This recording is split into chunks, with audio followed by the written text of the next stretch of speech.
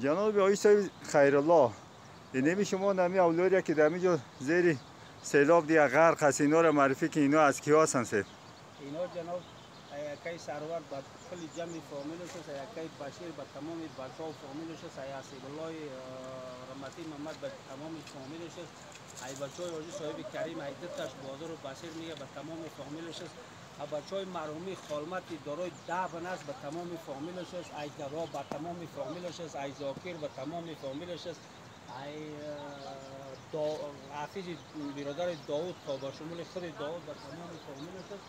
دیگه تقریبا به تعداد 50-60 خانه تخریب شده، به تمام اموال و چیزی که داشت ای بین رفتگی. تشکر. این خانه دیگه خانه‌ای که زیر از کی از کی سرور است نه سید؟ این خانه‌ای که زیر قم رفت و گم شده سرور است نه؟ یا سرور است که بس دم زیر سیل غرق است. این خانه‌ای که است ای بشیر است که مثال بچه‌ش نگاه کرد اینو ما اگم تیکه پرده را هم چخت خانه میگیرن و بس یه چیزی هم اگه ای بین تمام چوب چیزی که داره ابین رفتگی.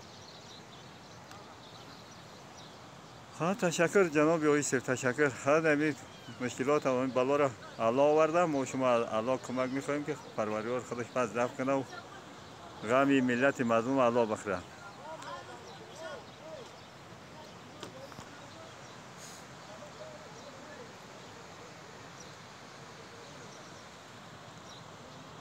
این دریای علمی چیزا که بم پرداخته دریا است که هوای کلوک بم پرداخته. این قایره را فعلا تقریبا 50 خانه زیر تهدید است که سیلاب در بعد اینا را شاید تخریب کنه و از بین ببره. امی آب خیزی است. امی آب گشت طرف خانه گشت دم آب کمل خانه. یا بم پرداخته خانه‌های مردم دیگه مکمل آب در بعد میبره دیگه. خداوند خودش نجات بده. از جامعه جهانی خصوصا از جامعه کسانی که کمک و مدد به حاصل دیدگان میکنن متوجه شوند که در بعدی به مردم دیگه زندگی چیزی باقی نمونده و هم نمیمونه.